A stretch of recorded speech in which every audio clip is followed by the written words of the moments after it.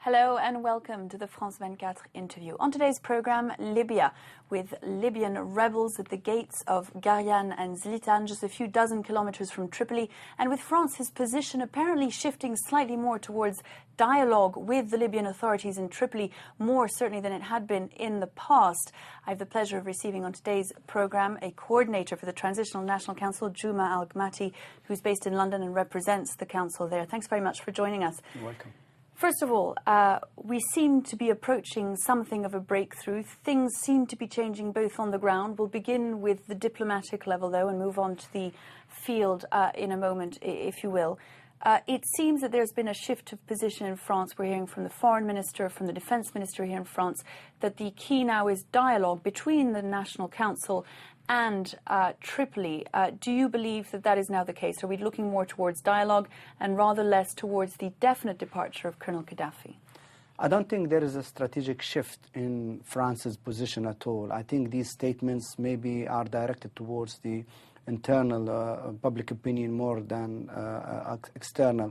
However, the statement I've heard today, the most recent statement by Alain Juppé, the foreign minister, when he outlined the 4-point plan, it still reflects the position that the Libyan revolution and the international community holds, which is that Gaddafi must leave power. And Alain Juppé stated in his 4-point plan that there should be a ceasefire, Gaddafi must leave power, and then there should be a dialogue overseen by the National Transitional Council.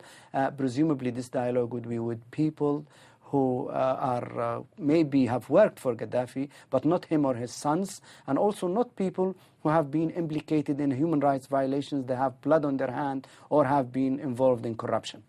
Now, we've heard also from Saif al-Islam speaking in the Algerian press this week about the fact that Tripoli is engaged directly in a dialogue with Paris about the future. What information do you have about that dialogue and about what the possibilities might be for Colonel Gaddafi's future? And yet France today has officially denied that. Our information is that Saif al-Islam is talking about something that took place a few weeks ago when Gaddafi sent his own secretary, a man called Bashir Saleh, to Paris to meet with President Sarkozy and offered the same old idea, and that is Gaddafi is not a ruler, he's not a president. He can retire and stay in Libya as a symbol for the Libyan people, and then presumably Gaddafi's sons can be involved in a political process. This is absolutely unacceptable to anybody in Libya and to the revolution and to the National Transitional Council. So you believe that for the time being authorities in Tripoli believe that Colonel Gaddafi will stay? There's no talk of him being moved elsewhere for the time being?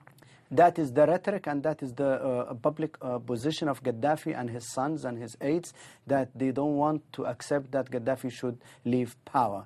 They think that he can stay in Libya as a symbol, but what they mean by that is that his sons can carry on, presumably involved in power. What we say is that Gaddafi and his sons come as one package. We don't separate them. They come as one package. They have to all leave power and leave Libya as well. So that is the rhetoric. That is what Tripoli is saying publicly. What about behind the scenes? What maneuvers are going on around the future of Gaddafi, and where potentially might he go? Behind the scenes, we have definite information that Gaddafi has started preparations and plans for possible destinations. We have confirmed report that one of his aides, called Dr. Mohammed Ahmed Sharif, head of the Islamic Coal Society, has recently went to Belarus and purchased a very large farm there with a big house and a horses stable, and told one of his aides that this farm is going to be for Gaddafi's family. So Belarus could be one destination. Other destinations, which I think are less likely, could be in Africa somewhere, maybe Zimbabwe, maybe Eritrea, maybe some other country in Africa. Were he then to leave, the Transitional Council would find itself dealing with the people who are part of the regime for the time being. What would happen to Libya? Would it remain divided, or or would the Transitional National Council find its way to Tripoli and take control of the whole country? What is the plan for the time being? No, once Gaddafi is removed from power, Tripoli will be liberated. The council will move to Tripoli. It will be enlarged, and it will oversee the transition period, starting by appointing a transitional government and then a national dialogue. The Transitional Council has said all along that it's going to be as inclusive as possible. It's not going to demolish all the institutions and sack everybody who has worked for Gaddafi. It's only going to exclude those who have blood on their hand, have violated human rights, or have been involved in corruption. Everybody else is welcome to participate in the dialogue, national dialogue, and even to take part and ensure that there is a transition, a smooth transition, especially if there are people who have experience and who have knowledge. For example, the chiefs, the police chiefs, the security chiefs, the people who run the basic services, the top civil servants, the middle and top managers. We don't want them all to disappear. We want them to report back to job and carry on working so that they ensure a smooth transition. Well, indeed, one of the accusations that is levelled at the National Transitional Council is that it is made up largely or in great part of former members of the regime who've defected. You've bet on experience, I suppose, rather than a clean record, at the expense of some of the younger members of the 17th of February movement, the people who really got people out on the street to begin with in the protest movement against Colonel Gaddafi. That will have to be redressed, will it not?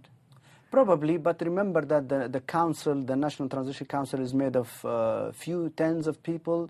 It has got about 3 or 4 ex-ministers who have been critical of Gaddafi even when they were ministers there. But the rest are all lawyers, judges, human rights activists, writers, journalists, intellectuals, men and women. So there is a widespread specialities and backgrounds, and a majority of them have never worked for Gaddafi. But later on, once Gaddafi is removed, as I said, and there is a proper transition that has been started, then there will be much more inclusion of many other people. You mentioned those former ministers, of course. With 3 or 4 former ministers and such heavyweights within the Transitional Council, one of the dangers you face is a sort of power struggle as you get closer and closer to power itself.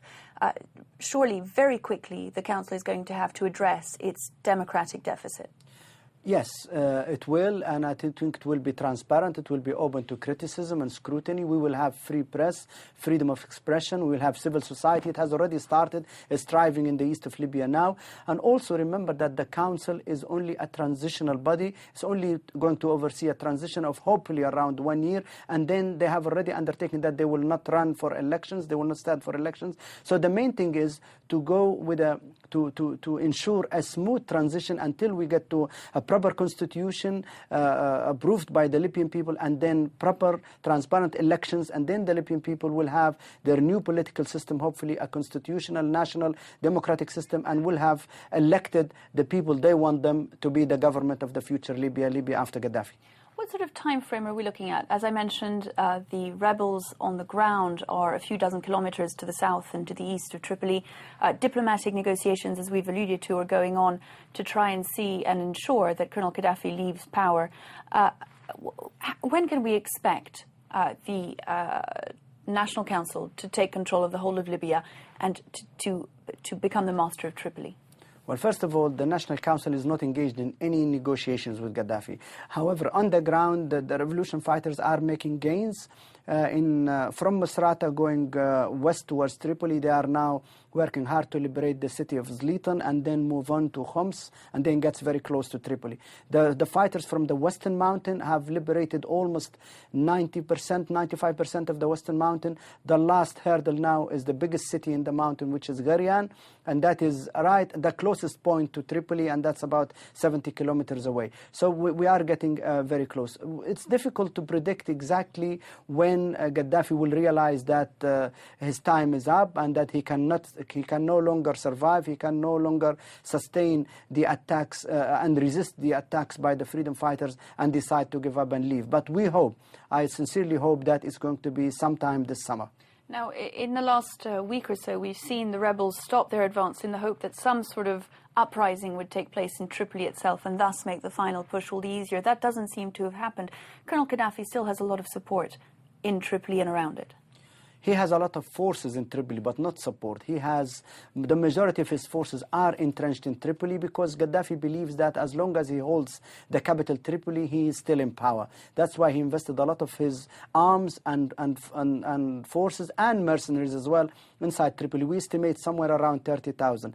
However, Tripoli is a city of 2 million population, and there are thousands of freedom fighters as well on the revolution side who have now arms and they are ready to implode from inside. I think once Gaddafi loses control of almost everything outside Tripoli, it's going to be very hard for him to keep control of Tripoli. It's likely to implode from inside. We have confirmed reports that many on his side are planning to defect and join the revolution at that moment, and I think that will hasten a very fast fall of Gaddafi's regime. Guma El-Gamaty, thanks ever so much for having been our guest today on the France 24 interview. Thanks very much indeed to you for having been with us. We will be back very shortly, of course, for another France 24 interview. Do stay with us. Thank you.